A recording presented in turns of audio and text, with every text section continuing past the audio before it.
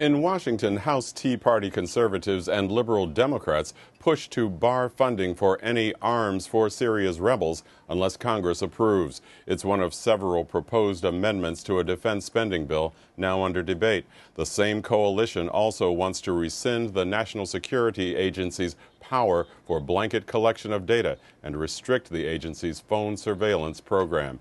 A final vote on the legislation is expected late this evening.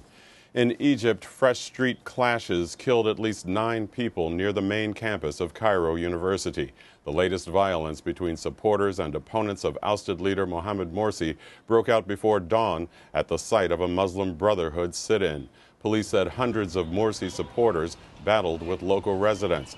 The confrontations left smashed glass and a dozen charred cars. More than 30 people were wounded. Al-Qaeda claimed responsibility today for the recent raids on 2 high-security prisons near Baghdad. Iraqi officials say about 500 inmates escaped, including some top Al-Qaeda militants.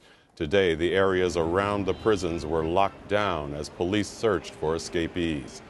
A suicide bombing in eastern Afghanistan today killed 3 NATO soldiers and their interpreter. The Taliban claimed responsibility for the attack in Wardak province. The nationalities of the service members were not immediately released. Pope Francis rested and held private meetings during his first full day in Brazil after an event-filled arrival yesterday. Last evening, throngs of people surrounded the Pope's car when he made a wrong turn straight into Rio de Janeiro's traffic.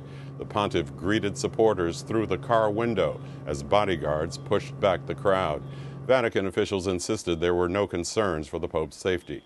Virginia Governor Bob McDonnell said today he's repaid more than $124,000 in loans he and his family received from a major political donor. In a statement, McDonnell maintained the loans broke no laws, but he apologized for embarrassing the state of Virginia. Federal and state authorities are looking into thousands of dollars in gifts given to the governor's family since 2010. New York City Democratic mayoral candidate Anthony Weiner apologized today for sending explicit photos and texts to a woman he met online.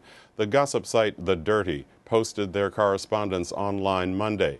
The newly revealed incidents took place more than a year after Weiner resigned from Congress in 2011 for similarly lewd behavior involving half a dozen women.